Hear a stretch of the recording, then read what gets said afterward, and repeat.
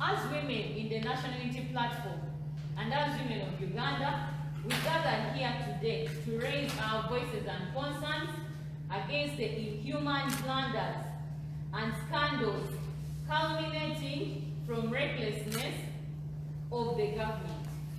We come to seek solutions to the glaring gaps, health quagmire, the laxity and incompetence of the authorities in power, especially the Ministry of Health and the Executive. As a country, we are now in the second wave of the pandemic and also a second lockdown.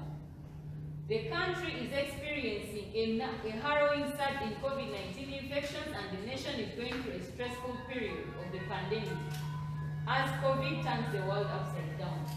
Now, this gloomy reality is the more reason as to why the Women League in the NUP is looking to Cabinet and Parliament for leadership.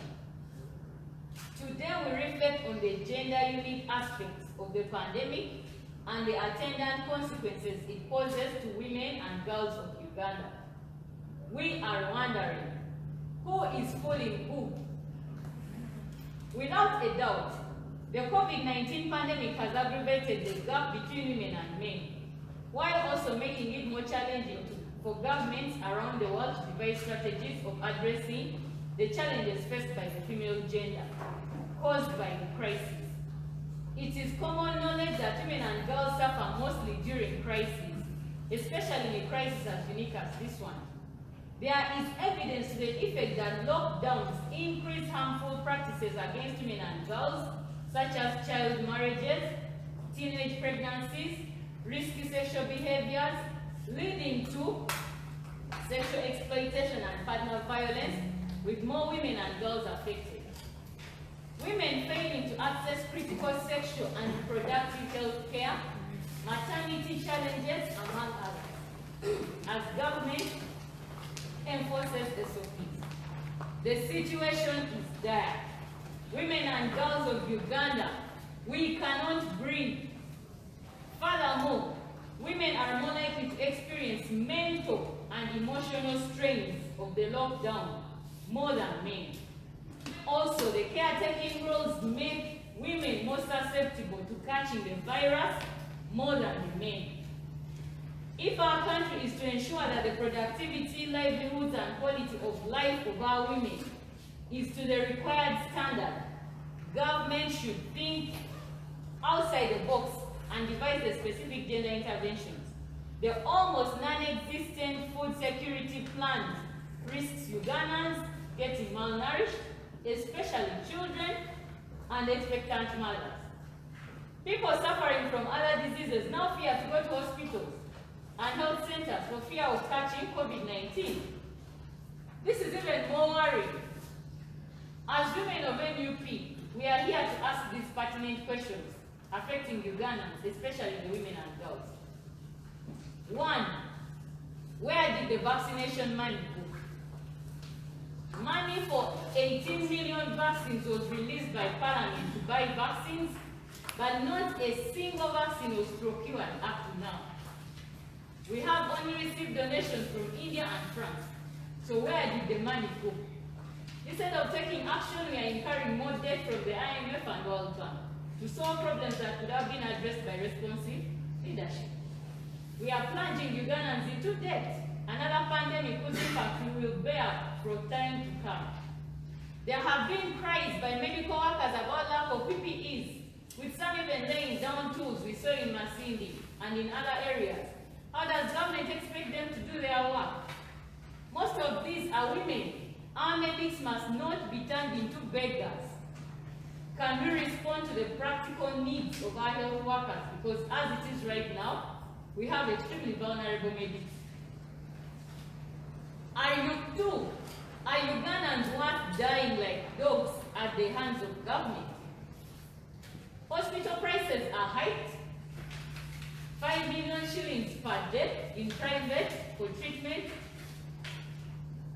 COVID testing, 250,000 shillings, around 300, not below 100,000 shillings for testing. Vulnerable poor Ugandans are dying in homes without access to these medical facilities. How many women and girls can afford these costs? 3. Who bewitched our national planners? With regards to allocation of resources in the national budget, tiny coins were allocated to the Ministry of Health, whereas the lion's share was allocated to security. Money was squandered in tear gas, always, yet we lack oxygen in hospitals. We have more cabinet ministers now than ICU beds and oxygen cylinders. Unfortunately, we have taken note of the cutting of the allocation to the health sector by 9.3% from Uganda shillings 2.781 trillion in the financial year 2020-2021 to Uganda shillings 2.523 trillion in the financial year 2021-2022. We have also noted keenly the sad development of the reduced budgetary allocations to the sectors of WASH, water, sanitation and hygiene, and the jail-loss, justice, law and order sector. These are the sectors that have a direct bearing on the livelihoods of women, and reducing allocation to them is a slap in the face of gender-sensitive budgeting, threatening to erode the gains we have been making towards ensuring our budgets are more gender responsive. Funding to the health sector in this pandemic is particularly appropriate because the impact of the pandemic have widened the existing inequalities that girls were already experiencing due to their gender around access to education and health care, particularly menstrual hygiene management. A study conducted by Plan International shows that threats of violence against women and girls are increasing while GBV is rising, and sexual and reproductive health services are becoming harder to access due to the COVID-19 pandemic. 4. The increased cases of GBV as evidenced in Uganda Police Crime Report 2020 of 29,073 incidences reported. How has the government planned to deal with this? We know that government does not budget for peace. Yet domestic violence is more common among women and girls, with men as the majority perpetrators. For how long, for how long shall Ugandans wait for the promised money by the Prime Minister? Should Ugandans die of hunger or COVID-19? Noting that a person survives only 7 days without food. So how many lives have we lost so far? Aren't these hunger deaths more overwhelming than COVID deaths? Are we safe? About 95% of our population relies on the informal sector. Many women are in the informal sector and they live day to day.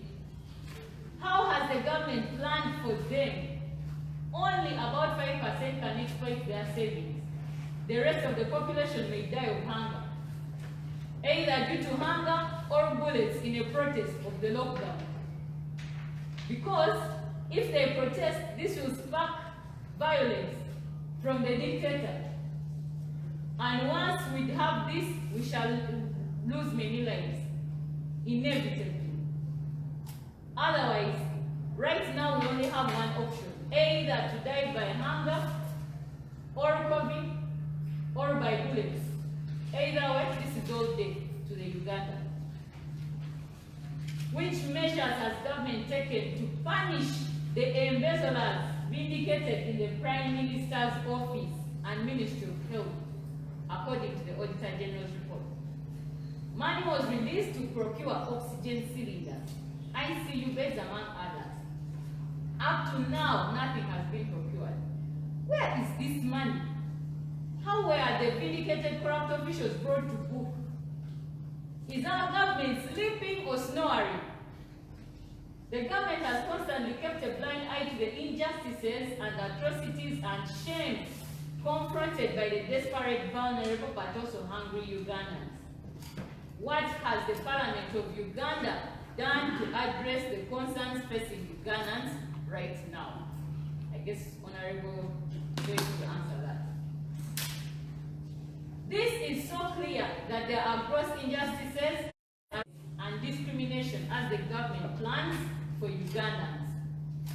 Today, we the women of the National Unity Platform are here to non-violently defend Mother Uganda and her people from the numerous injustices imposed on them as the pandemic ravages on. As mothers of this nation, we cannot remain silent. Together, we demand for accountability and transparency. As NUP, Women Lead, these are our demands. 1.